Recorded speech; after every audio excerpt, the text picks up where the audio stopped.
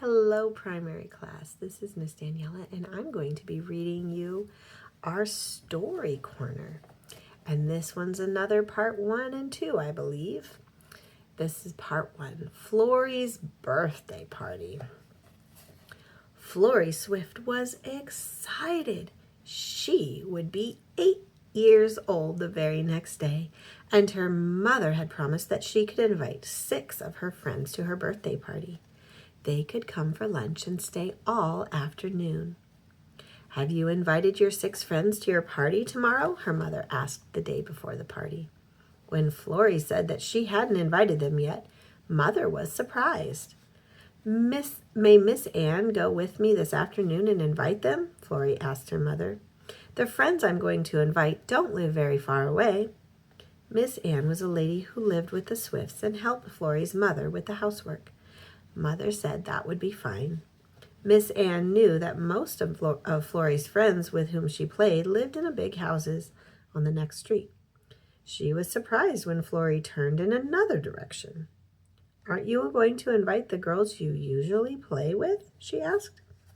"No, those girls have lots of good times," Florie said. Then they went down an alley and stopped at a rickety old house.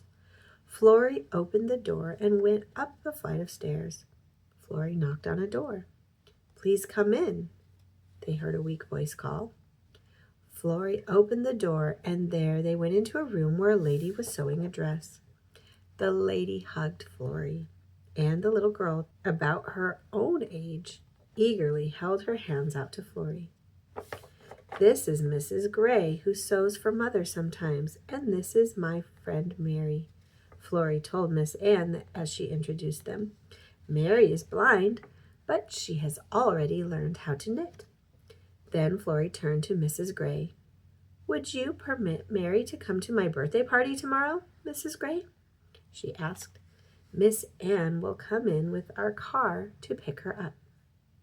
"How kind you are, Florie," Mrs. Gray told her. "Mary hardly ever gets out. She will have a wonderful time." Mary and her mother were smiling as Miss Ann and Florie left. Next they went down the lane to stop at a little house close by. A large boot hung from the sign. Inside the shop an old man was mending shoes, and a little lame boy was propped up in a chair close by, playing with bits of bright leather. "Oh, Florie, I'm so glad you came," the little boy exclaimed. "Thank you for the roses you sent. They were so beautiful. I kept them alive as long as I could, but they have all died." Florie laughed. "Well, Jamie, I've come to invite you to my birthday party tomorrow, and you can have all the roses you can carry home with you."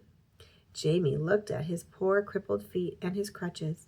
The old man knew just what he was thinking. "Don't worry, Jamie. I can easily carry you there on my back," he told Jamie. "It's not too far." A happy boy and the old man waved goodbye as Florie and Miss Ann left the little shop. And soon they were at another neat but poor-looking house. Florie and Miss Ann lovingly greeted the old woman who lived there. They called her Nursey, because she had worked in their home when Florie was a little girl. When Florie invited her to her birthday party, tears filled the old woman's eyes.